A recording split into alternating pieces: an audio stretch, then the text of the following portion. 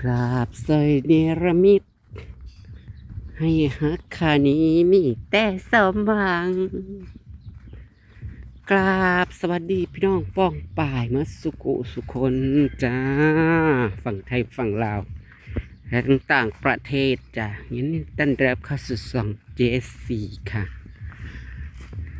ตื่นมานี่ก็บ่มีหยังหลายดอกพี่น้องเอ้ยเมื่อคืนนี่ก็เหมือนเดิมจ้านอนฟังเสียงค้างเสียงเมื่อยเสียงหม่อยคือเก่าจ้ะยายนี้เมื่อคืนยายขี่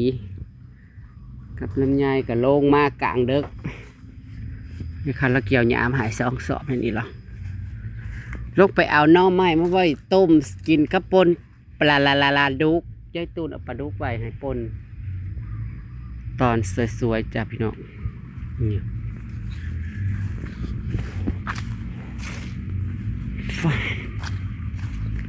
โอ้ยหญ้าก็กำลังขึ้นสนั่นนะพี่น้องโอ้ยบางแน่ในงัวหน่อยเนี่ยมันออกมาหลักกินเขานะแปนมันเลย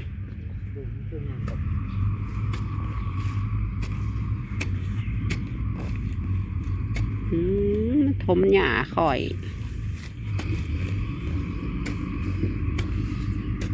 ฮ้อนเอาของว่าในกับบอตกพี่น้องเอ้ยตกทั้งอื่นโพนมืดแหล่ที่มาล้มอื่นๆมาออกปีกมันจะขึ้นตัวคู่ใหญ่กระปึงค่ะกระปึงลงน้ำใหม่อยู่บนทั้งตู่พญาคันพลพี่น้องเอ้ยสิมันออกนอเต็มอยู่เป็นเช้านอผมจะนี่มันเลิกตายแท้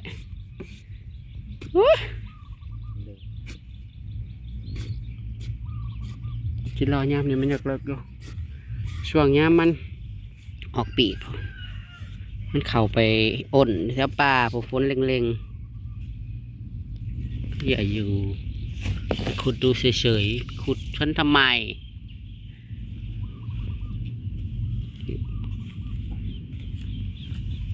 มึงนั่นในงัวนี่ออกมากินเขามันเก่งแท้ๆได้อยากให้ฝนตกลงมานำอ่างนำขังให้นะแน่อยากเอาปุ๋ยมาโหยมาอ่อยมาอย่างม่วงกับย้ำย่างแต่ยังไม่แก่อันนี้มันเป็นไม้ตุสุรุ่นก้อนที่มันเป็นมันซุกบนละหมักแนว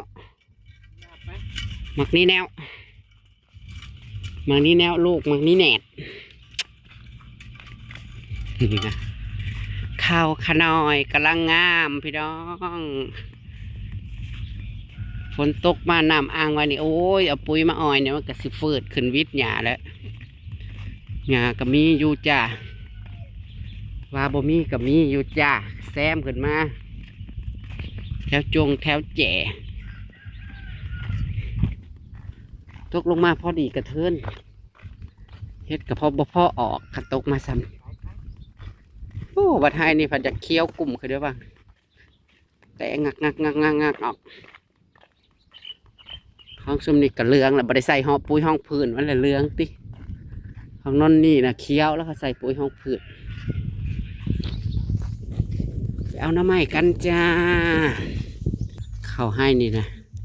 มองน้ำค้างนี่กระปูกินเบิดพี่น้องเอ้ยข่าวที่จริงนะขึ้นออกเบิดหม่องแบบนี้นะกระปูสิแตกเบิดเข่ากันแล้วผัดงามได้บ่ปีกายนี้ยังเอามันเปื่อยปีนี้ผัดกระปู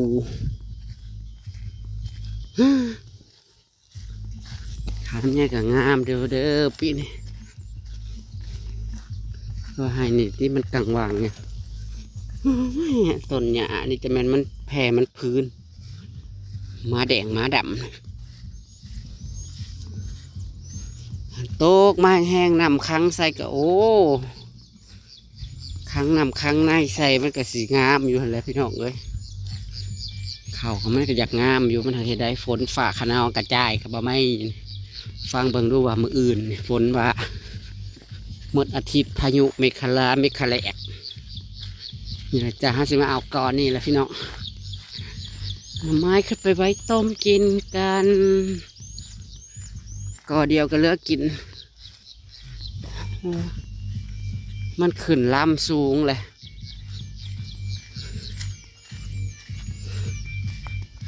มันขึ้นลำสูงแล้ว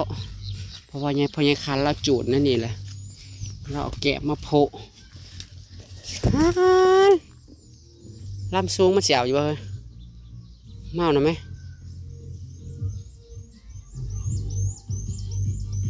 เร็วๆบ่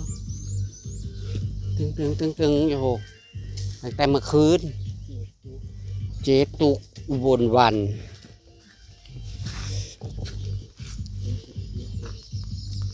เนี่ยพี่น้องจากนอนี่มันกำลังขึ้นมันบ่ได้เลิกได้เฮ้ยมันออกมันขึ้นโค้นขึ้นง่ายๆแน่นอนมิจะเอาตรงที่มันขึ้นสูงแค่นั้นสิหานอนนั่งดินคือนั้นบ่ได้จ้ะมันจะนอนกันตรงมันเอาตัวมันสูงเลยมีดเนี่ยมีดตัดเอาเลยตรงนี้ก็มิจะปล่อยให้มันสูงขึ้นฮอนเดฮอนเอาแต่ฝนก็ไปตกแต่ทางอื่นขึ้นไปต้มกินกับป่นวันนี้ผลแนงมันจะเทิงแล้วก็แนงมันจะเทิงก็มี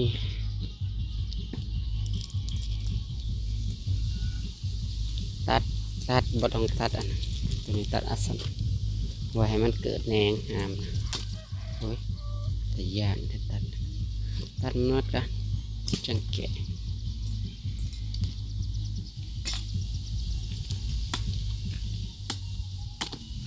พวกนางมาแกงหน่อไม้อยู่หน้าแขกซึ่งอติแกงหน่อไม้อีกแล้ว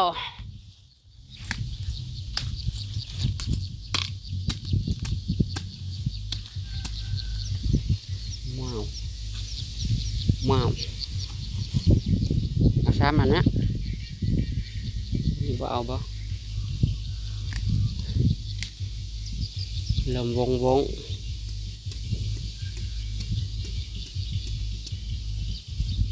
เขาลากกันแล่นลงมาน้ำแมงเมื่อย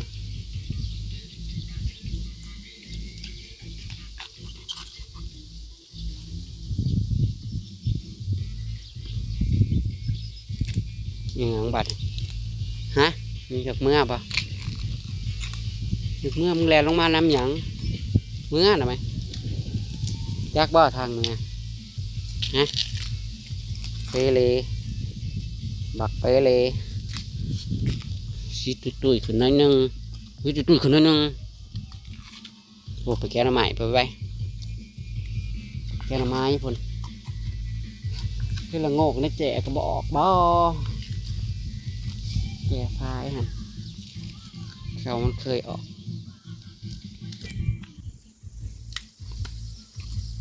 แต่ผูกเปนอนอยู่นี่เป็นตะลับดึกนะพี่น้องเว้ยลมมันเย็น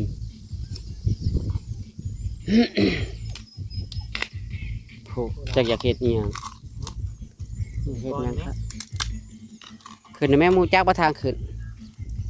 ฮะจักบ่ทางขึ้นเคยรู้จักทางขึ้นไหมเบิ้งยังเหลืออยู่มันกำลังขึ้นใหม่4 5 นอ1 2แต่เต่ามันขึ้นโคนน้ำใหม่ก็ได้มันอยู่ในเนี้ยมันไม่ได้ยินทราย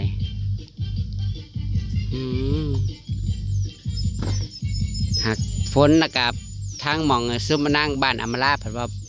บ่ได้ค่อยมีฝนนะพี่น้องเว้ยทางนาดูก็บ่ได้มีหางบ่คืนบ่ฮู้ว่ามีหรือบ่ตกอยู่แต่บ้านนางล่าพุ่นตกว่าซั่นนางผู้คล้องใส่ไก่เปื่อยแห้งก็ไปตกห้ำห้องนางต้มน้ำมันอันนี้ไข่เนี่ยมันจืดไว้พี่น้องน้ำไม่หวานบ่ได้ไปหาอยู่เกาะก็ลงมาเอาอยู่ในนี้จ้าพอนะปล่อยไว้มันก็ขึ้นเหี่ยวเบิด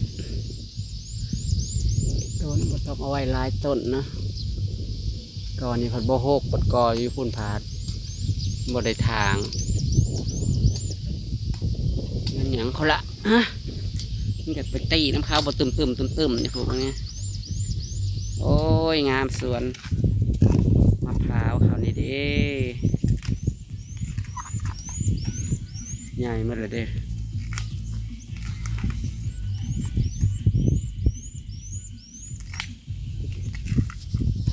แต่งโอ้ยดาวดีๆเป็นตลาดบ่อย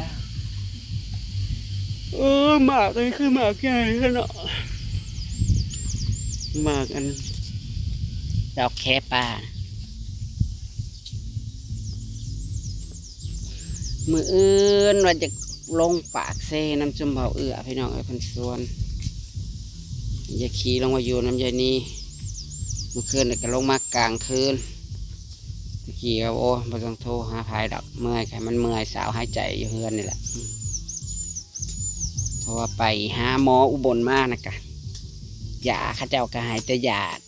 ขาเสื้อพี่น้องมันบ่มียาแบบรักษาว่าสันไม่แต่ขายาขาเสื้อคันว่ามันบ่ได้ติดเสื้อผัดคือว่าหายแต่ยาขาเสื้อมามันแหละเพราะว่ากินยาขาเสื้อลงไปแล้วมันเมื่อยมันพวนหักมันก็กินมา4-5 มื้อแหละที่จริงหมอเขาก็ให้ยามาแค่10 มื้อละ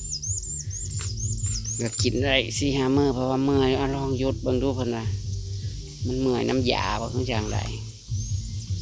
เพราะว่าอยู่บ้านนะก็หมอมาใส่ยาฆ่าเชื้อให้แล้วก็มันเมื่อยมันพวนหักนี่ลองให้หมอน้ำบ้านนี่ใส่ยารักษาแบบปัวแผลได้เป็นแล้วก็ลำเลยว่าได้จักลงจักอวยได้พี่น้องเอ้ยแล้วก็จักลำจักเลยเมื่อยน้ำ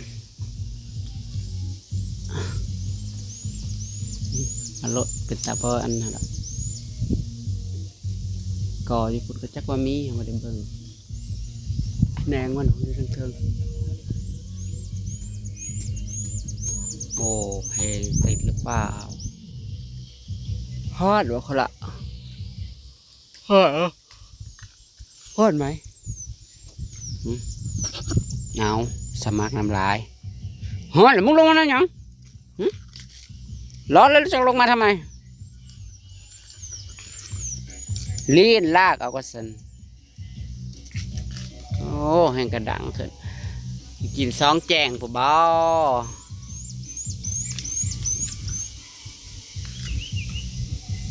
เขาพอได้เห็นเจ็บเห็นปวดยังกิน2 มื้อ3 มื้อม้วนแห่นอยู่เจ้าละนอนเผาคนป่วยเลยได้ยินเสียงเพลงกับหุ่นห่วยเลยเขาพอเป็นยังคือว่าแล้วนะไปเอาขึ้นไปต้มพี่น้องเอ้ยไปต้มกินกับปนแมลงปนปลาดุกแซ่บๆจ้าไปขึ้นคนละไปผลงานแลน้ำพ่อมึงไปขึ้นลูกเร็วๆโอ้ยนอนอยู่นี่เป็นตาสิรับแต่เด้มันเย็นนะนอนในเปรนี่พี่น้องพี่น้องตามคลิปเรากันแล้วกันจ้าวันนี้ก็ถ่ายคลิปถ่ายเคิร์ฟกันย่างอยู่แถวนี้แหละนี่ผู้เบิ้งผู้ชมแหละ